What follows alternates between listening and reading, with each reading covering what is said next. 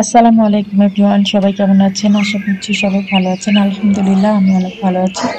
চলে আসলাম নতুন আরো একটা ভিডিও নিয়ে। আমার আজকের ভিডিওটা কিন্তু কোনো খাবারের ভিডিও না। আশা করছি আপনাদের আজকের ভিডিওটা ভালোই লাগবে। এটা হচ্ছে একটা সাবানের ভিডিও। তো সাবানটা আমি বানিয়েছিলাম কিছুদিন আগে। ভিডিওটা ভালো লাগলে অবশ্যই like, share and subscribe my channel and follow my Facebook page Griha Sukham and press the bell icon for new videos. যারা অলরেডি আমার চ্যানেলটা সাবস্ক্রাইব করেছেন তাদেরকে জানাচ্ছি অসংখ্য অসংখ্য ধন্যবাদ। আজকে আমি টমেটো সাবান তৈরি করব, তো সেজন্য সব কিছু গুছিয়ে নিয়েছি। এই টমেটো সাবানটা বানানো খুবই সোজা, আর এটা স্কিনের জন্য খুবই ভালো। আমি এই টমেটো সাবানটা বানিয়েছিলাম যখন টমেটোর ভরা মৌসুম ছিল তখন। টমেটো সাবানটা তৈরি করার জন্য আমি এখানে টমেটোটা ভালো করে ধুয়ে পরিষ্কার করে নিচ্ছি। এখানে অনেক টমেটো, আমি এত টমেটো সাবান তৈরি করব না। আমি এখান থেকে 2 কেজি পরিমাণ টমেটো নিব। 2 কেজি পরিমাণ টমেটো নিয়ে সেটাকে পেস্ট করে নিব। আমি আজকে বেশ অনেকগুলা সাবানই তৈরি করব, কারণ হচ্ছে টমেটো সিজনে আমি বেশ কিছু সাবান তৈরি করে রেখে দিই। আমি বিভিন্ন রকম সাবান বিভিন্ন সময় বানাই। আমার এই চ্যানেলে কিন্তু অনেক ভিডিও আপলোড করা আছে সাবানের। তো বিভিন্ন সময় বিভিন্ন রকম সাবান বানানো হয়। যখন যে ফলের সিজন চলে তখন দেখা যায় যে সে ফল দিয়ে সাবান বানাই, শসার সাবান বানাই, তারপরে টমেটোর সাবান বানাই, গাজরের সাবান বানাই। যখন যেটা সহজলভ্য থাকে তখন সেটা দিয়েই বানাই। টমেটোটা স্কিনের জন্য তো খুবই ভালো। টমেটো প্রচুর ভিটামিন সমৃদ্ধ একটা ভেজিটেবল বা ফ্রুটস, যেটাই বলেন না কেন। তো টমেটোটা স্কিনে খুব ভালো যায়, স্কিনটা খুবই খুবই ক্লিন করে আর খুবই মসৃণও করে, সুন্দর করে। এই যে টমেটোগুলো আমি গ্রাইন্ড করে নিয়েছি। এই টমেটো সাবানটা আমার বাচ্চারাও ব্যবহার করতে খুব পছন্দ করে। আমার বাচ্চাদের স্কিনেও খুব ভালো যায়। আমার তৈরি সব সাবানই আমার বাচ্চারা ইউজ করে, কারণ আমি মেইনলি বাচ্চাদের জন্যই সাবান বানাই। আমার বাচ্চাদের জন্যই মেইনলি সাবান বানাই। তো আমি এমন কোনো সাবান বানাই না যেটা আমার বাচ্চারা ইউজ করতে পারবে না। আর আমার এই সাবানগুলোতে কোনো ধরনের কেমিক্যাল আমি ইউজ করি না। বেসিক সাবান বানানোর যে মেথডটা ওটা ফলো করে আমি সাবান বানাই। আর এই যে টমেটোগুলো পেস্ট করে নিয়েছি, আর সাথে আমি অয়েলটাও রেডি করে নিয়েছি। এখানে আমি এক্সট্রা ভার্জিন অলিভ অয়েল আর কোকোনাট অয়েল একসাথে মিশিয়ে রেখেছি। এই সাবানটাতে আমি এই অয়েলগুলো ছাড়া অন্য কোনো অয়েল ইউজ করি না, এক্সট্রা ভার্জিন অলিভ অয়েল আর কোকোনাট অয়েল। এই সাবানটা আমার বেবিরা ইউজ করে, আর যেহেতু আমার বেবিরা ইউজ করে সেহেতু এই সাবানটা কোনো ধরনের কেমিক্যাল ইউজ করা হয় না। সাবান তৈরির বেসিক যে মেথড সেটা অনুসরণ করে এই সাবানটা তৈরি করা হয়। সবগুলা উপাদান আমি রেডি করে নিয়েছি বানাতে যা যা লাগবে। এখানে এই যে লাইনে নিয়েছি। তো এখন আমি সাবানটা বানিয়ে ফেলবো। এগুলার প্রত্যেকটার পরিমাপ আছে। তেল, তারপরে জলীয় অংশ, তারপরে লাই, সব কিছুর একটা পরিমাপ আছে। নির্দিষ্ট পরিমাপে সবকিছু দিতে হয় এবং সবকিছু দেওয়ারও একটা সিস্টেম আছে। কোনো রকম উল্টাপাল্টা হলে কিন্তু একদম বিস্ফোরণ হবে। সো সাবান বানাতে গেলে অবশ্যই সাবান বানানোর প্রত্যেকটা স্টেপ ভালো মতো জানতে হবে, না হলে সাবান বানানো যাবে না।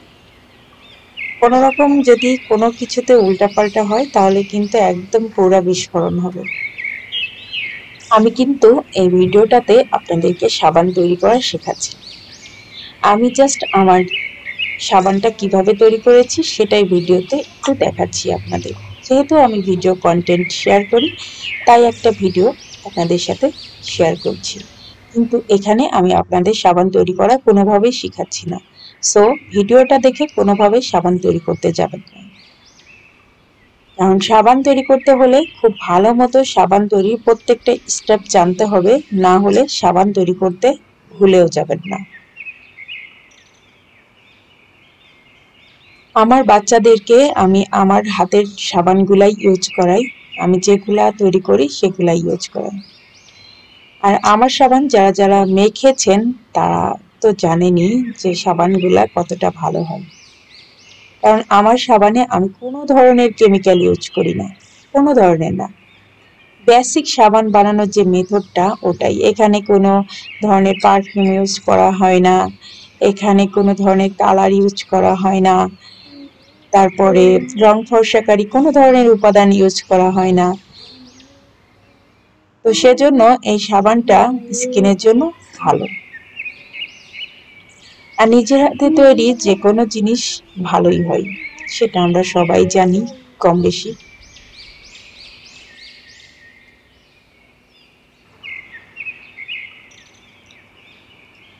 ভালো করে মিক্স করে নিচ্ছি। সাবান তৈরির জন্য ভালো করে মিক্স করাটা খুবই জরুরি। এখানে প্রতিটা উপকরণ সঠিক পরিমাপে নিতে হয় এবং প্রত্যেকটা উপকরণ মেপে মেপে নিতে হয়, ওয়েট মেশিন দিয়ে ভালো করে মেপে নিতে হয়। মাপের কোনো হেরফের করা যাবে না। মাপের যদি কোনো রকম মানে সমস্যা হয় তাহলে কিন্তু সমস্যা হবে। সাবান তৈরির আগে সবকিছু সঠিক পরিমাপে নিতে হবে।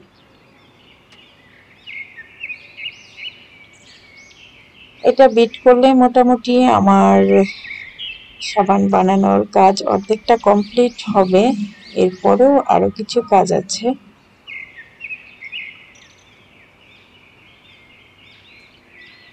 এই সাবানটা আমি টমেটোর সিজনে বেশি বানাই। তো ভিডিওটা করেছিলাম বেশ কিছুদিন আগে, টমেটোর যখন একদম ভরা মৌসুম ছিল। ওই সময় বিভিন্ন ব্যস্ততার কারণে ভিডিওটা আপলোড দেওয়া হয়নি। আপনি যে কোনো ধরনের মোল্ডে ঢালতে পারেন। আমি একটা চারকোনা টাইপের মোল্ডে ঢেলে নিলাম। আর এখন এটাকে আমি 12 ঘন্টার জন্য এভাবেই রেখে দিব। তো 12 ঘন্টা পরে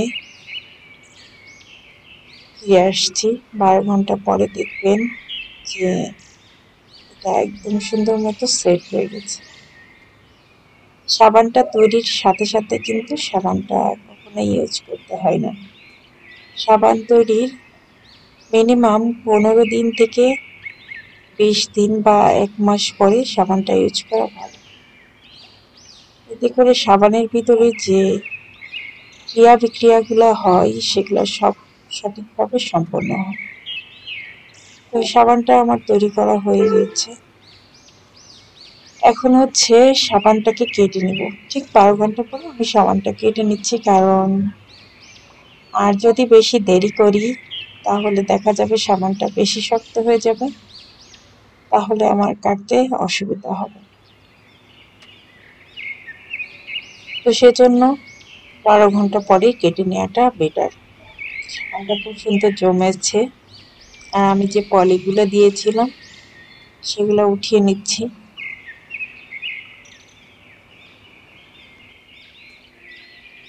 ভিডিওটা ভালো লাগলে অবশ্যই আমার চ্যানেলটা সাবস্ক্রাইব করে দিবেন। পাশে থাকা বেল আইকনে একটা প্রেস করে দিবেন। এতে করে যে কোনো ভিডিও দিলে তার নোটিফিকেশন আপনার কাছে পৌঁছে যাবে আর সহজে আপনি আমার নতুন ভিডিওটা দেখে নিতে পারবেন। আর যারা অলরেডি আমার চ্যানেলটা সাবস্ক্রাইব করেছেন তাদেরকে তো অসংখ্য অসংখ্য ধন্যবাদ জানাচ্ছি আমার চ্যানেলটা সাবস্ক্রাইব করার জন্য। এখন তো সাবানগুলা কেটে নেওয়ার পালা। সাবানগুলা অনেক ভালো হয়, অনেক।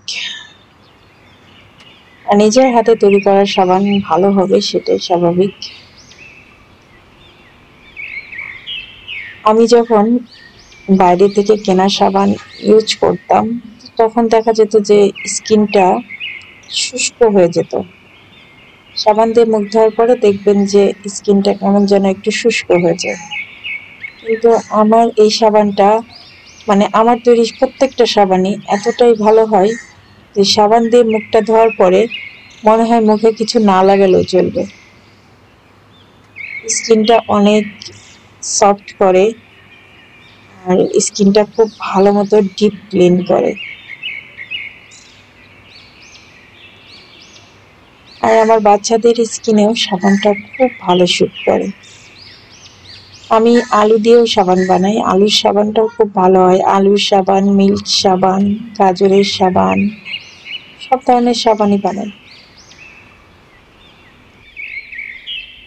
এতক্ষণ আপনারা যারা কষ্ট করে আমার ভিডিওটা দেখলেন তাদেরকে জানাচ্ছি অসংখ্য অসংখ্য ধন্যবাদ আমার ভিডিওটা ধৈর্য ধরে এতক্ষণ দেখার জন্য।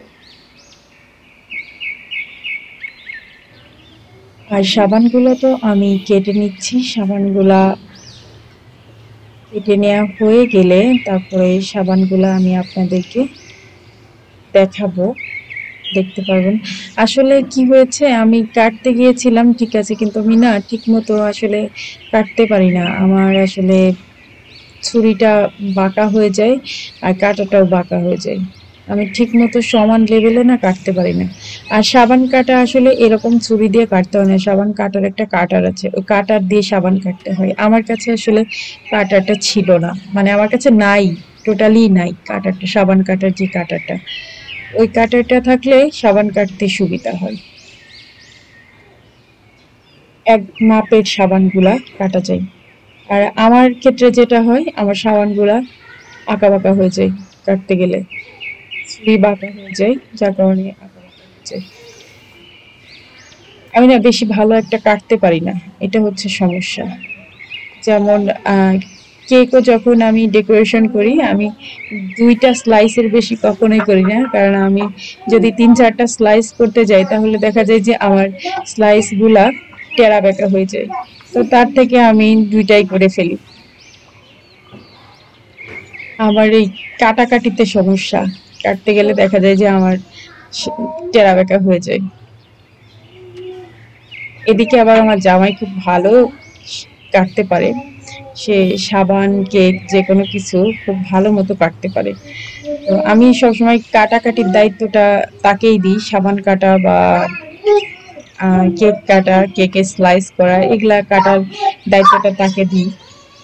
তো এই মুহূর্তে সে ছিল না পাশে, যার কারণে আমাকেই কাটতে হয়েছে ভিডিওটা কমপ্লিট করার জন্য। কিন্তু আমার সাবান কাটা দেখে আমার হাজবেন্ড কিন্তু বলেছে যে তুমি আর কাটা শিখলা না। আসলে আমার কাটাকাটি খুব টেরা বেঁকা হয়ে যায়, আর আমি সত্যিই ঠিক মতো কাটতে পারি না, টেরা বেঁকা হয়ে যায় কাটাকাটি করতে গেলে। তো যাই হোক, টেরা বেঁকা কাটাকাটি হয়ে গেছে, যা হয়েছে তাই আলহামদুলিল্লাহ। আমার বান্ধবী বলে যে টেরা বেঁকা হয়েছে তাও ভালো, কোনো সমস্যা নাই, তুই সাবান দিলেই হইলো। মানে ও তো, আমার বান্ধবীগুলা আর কি আমার সাবানের জন্য অস্থির থাকে। মানে আমার সাবান তৈরির আগে ওরা আমাকে অর্ডার দিয়ে ভরায় রাখে। কি করব, আমার টেরা বেঁকা সাবানই তারা নেয়ার জন্য মারামারি শুরু করে দেয়, কিছু করার নাই। তো ভিডিওটা শেষ করব। সবাই ভালো থাকবেন, সুস্থ থাকবেন, নিরাপদে থাকবেন। আর আমার ভিডিওটা ভালো লাগলে আমার চ্যানেলটা সাবস্ক্রাইব করে দিবেন।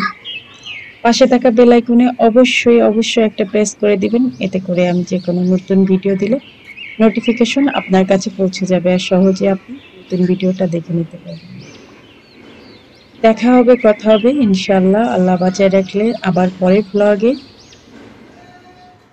তো সবাই ভালো থাকবেন, আমার বাচ্চাদের জন্য সবাই দোয়া করবেন, আমার পরিবার পরিজনের জন্য সবাই দোয়া করবেন। আল্লাহ হাফিজ।